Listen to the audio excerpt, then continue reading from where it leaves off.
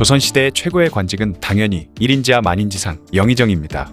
그리고 좌의정, 우의정까지를 삼정승이라고 부르죠. 그런데 이 정승의 대명사격인 인물이 한 명 있는데요. 그는 바로 청백리의 대명사 황희정승입니다.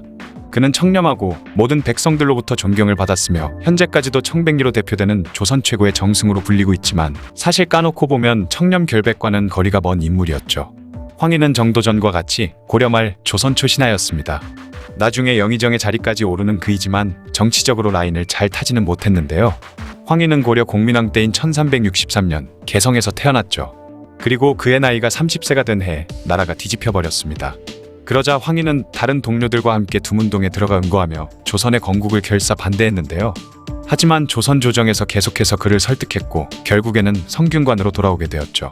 그리고 세자이던 이방석의 보좌관이 되어 그를 보필하게 되었는데 결국에 왕자의 난이 일어나 자신이 보필하던 세자 이방석은 이복형이던 이방원에게 죽임당하고 말았습니다. 조선 개국을 반대했던 이유로 관직 생활도 순탄하지는 못했는데 세자였던 이방석마저 세상을 떠나고 만 것이죠. 그러다 태종이 왕위에 오르고 나서 충녕대군을 세자로 삼으려 하자 황희는 또 결사 반대하며 당시 세자였던 양녕대군을 폐위해서는 안 된다고 주장했습니다.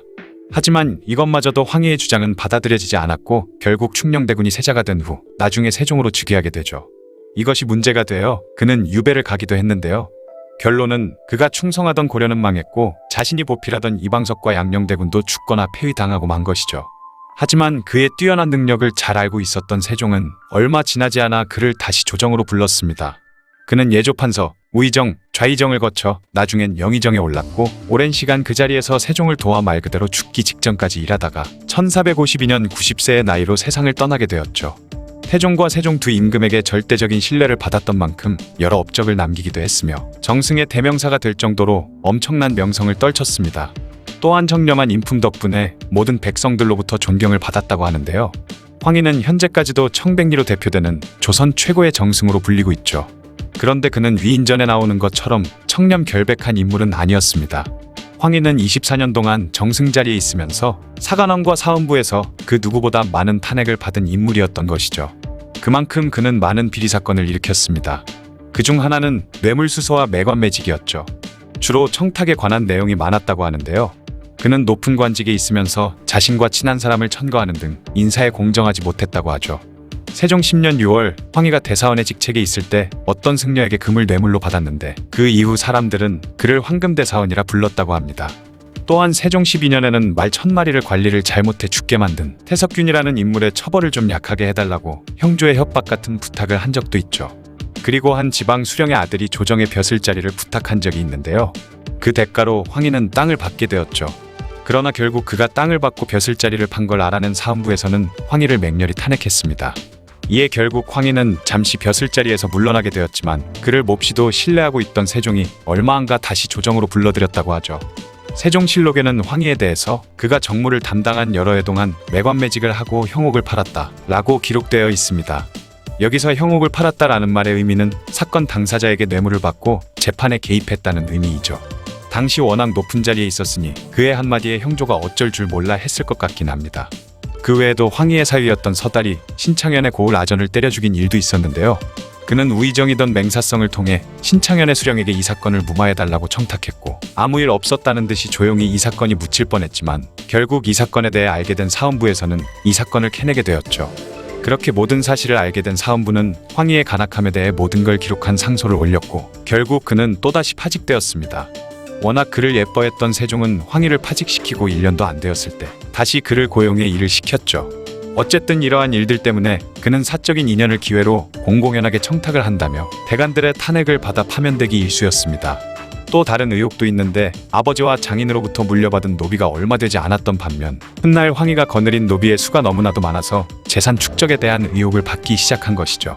황희는 수십 년 동안 오랜 기간 관직 생활을 했었기 때문에 당연히 노비의 수는 많았지만 당시 그가 받은 녹봉에 비해서는 비정상적으로 너무 많았었던 것입니다. 거기다가 그의 아들들 역시 문제가 많았는데요. 황중생은 세자궁의 물건을 훔치다 발각되기도 했고 이 사건을 조사하던 와중에 황보신도 재물을 착복한 것이 드러나 함께 처벌을 받았죠. 그런데 더 어처구니 없는 점은 황보신의 땅을 몰수하는 과정에서 그의 기름진 땅이 아까웠던 형 황치신이 자신의 땅과 바꿔치기를 하다 걸려 파면되기도 했던 점입니다. 또한 세조 때 영의정까지 올랐던 황희의 막내 아들 황수신은 세조실록에 뇌물이 폭주했으며 한 일항의 밭이나 한 사람의 노복까지도 탐하고 다투어서 여러 번 탄핵을 받았다 라고 기록되어 있기도 하죠. 본인뿐만 아니라 자식들까지 그렇게 많은 욕심을 부렸지만 어떻게 그는 태종과 세종의 신임을 받으며 오랜 시간 동안 영의정을 지내고 청백리이자 조선 최고의 명재상으로 이름을 남길 수 있었을까요? 이에는 여러 가지 일화가 있는데요. 그가 글씨를 쓰려고 하는데 노비의 자식이 종이 위에 오줌을 쌌지만 화내지 않고 오줌을 닦았다거나, 노비의 어린 자식들이 황희의 방에 들어와 수염을 잡아당기거나 때리기도 하고 술상위에 안주를 집어먹고 했지만 황희는 아프다 아파라고 말할 뿐 아이들을 혼내지 않았다고 하죠. 또한 어느 날 세종이 평상복 차림으로 황희의 집에 방문을 했는데 집에 멍석을 깔아놓고 살고 먹을 거라곤 보리밥에 된장과 고추밖에 없는 청빈하고 검소한 모습을 보고 감동해 새 집을 하사했다는 이야기 등이 있습니다. 그런데 이러한 이야기들은 사실인지 아닌지 확실하지 않고 백성들 사이에서만 구전되던 이야기라고 하죠. 세종이 승하하고 실록을 편찬할 때 사관들 사이에서는 황희의 행적에 대한 논란이 많았다고 하는데요. 그동안 황희가 무서워서 아무 말 못하던 사관들이 그의 비행을 폭로하기 시작했던 것이죠. 청렴결백하다던 황희가 그랬었다는 걸 믿지 못하는 사관들도 많았지만 결국엔 세종실록에 황희의 비리와 부정부패들이 모조리 기록되게 되었습니다. 그런데 당시 실록은 아무나 함부로 손댈 수 없었기 때문에 조선 후기까지 황희의 부정부패는 세상에 알려지지 않았던 것이죠. 그렇게 백성들에게서만 구전되던 내용만 퍼지게 되었고 황희가 청백리의 대명사이자 조선 최고의 정승으로 알려졌던 것입니다. 그런데 여기서 드는 또 다른 의문점이 있는데요. 그것은 바로 이렇게 도덕적으로 문제가 많은 관리인 황희를 태종과 세종은 왜 그렇게 총애했던 것인가 하는 점이죠.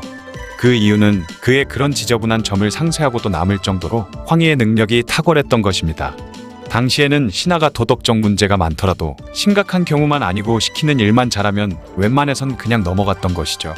그리고 황희는 태종과 세종의 참모로서의 역할을 잘 해내기도 했습니다. 문종실록의 황희 졸기에 의하면 황희는 태종, 세종과 기밀사항에 대해 의논을 많이 했지만 입이 무거워 함부로 어디 가서 발설하지 않았다고 하죠. 태종은 어느 날 황희와 국가기밀에 대해 의논한 뒤 이 일은 경과 나만 아는 일이니 만약 누설된다면 경이 아니면 내가 한 일일 것이오 라고 말한 적이 있다고 합니다. 킬방원이 그런 이야기를 했으니 그의 입이 무거워질만 하기도 했던 것 같죠. 어쨌든 기밀사항 외에도 황희와 둘이서 나눴던 이야기가 다른 사람의 입을 통해서 나온 적이 없었기 때문에 태종은 그를 굉장히 신뢰했다고 합니다. 또한 황희는 왕의 의지를 튼튼히 지지해주되 왕을 위협하는 존재가 되지는 않았죠. 사실 태종이 그동안 왕권을 위협하는 사람들은 비록 처남들이라 할지라도 무참하게 살해했던 걸 보면 다른 누구라도 감히 왕권을 위협할 것 같지는 않은데요. 어쨌든 당시 황희는 태종의 밀지를 받아 민무지를 사형으로 몰아가는데 결정적인 역할을 했다고 하죠. 태종의 비밀은 지켜주되 좋은 일이든 나쁜 일이든 시킨 일은 완벽하게 해낸 황희가 이방원은 마음에 들었던 것입니다. 거기다가 세종시대에 들어서는 세종을 열심히 서포트하며 여러 정책들을 성공시켜 나가는데 엄청난 역할을 하기도 했고 세종의 왕권에도 전혀 위협을 하지 않은 채 가려운 곳을 시원하게 긁어주는 역할을 해냈죠.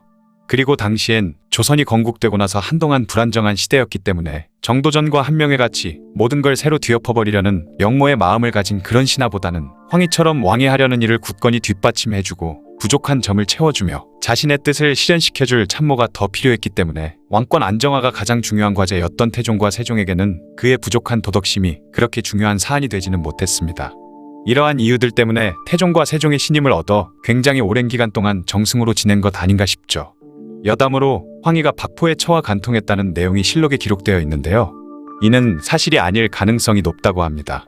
당시 사관이던 이호문이 황희에 대해 악의적으로 비난한 내용의 기록이 많았기 때문에 이 내용들을 검토하던 정인지나 성산문 등도 이호문이 쓴 사초들을 근거도 없이 써놓은 것이라 결론 지었다고 하죠. 이에 최양과 정창소는 이호문의 기록들을 삭제해도 무방하겠지만 실록을 고의로 고친 선례를 만들어 놓으면 훗날 그 폐단을 막기 어려울 것이니 고칠 수 없다 라고 하여 그 기록을 그대로 두기로 결정했다고 합니다. 그래서 황희가 박포에 처와 간통했다는 터무니없는 소문이 돌았던 것이죠. 황희는 도덕적으로 많이 아쉬운 점이 많지만 당시 상황으로 미루어 보면 그냥 넘어갈 수도 있었던 일이었나 봅니다. 아무튼 황희가 정승의 대명사는 될 순 있어도 청렴결백한 청백리의 대명사는 되지 못할 것 같네요. 알려진 것과는 달랐던 황희의 이중적인 모습에 대한 이야기였습니다.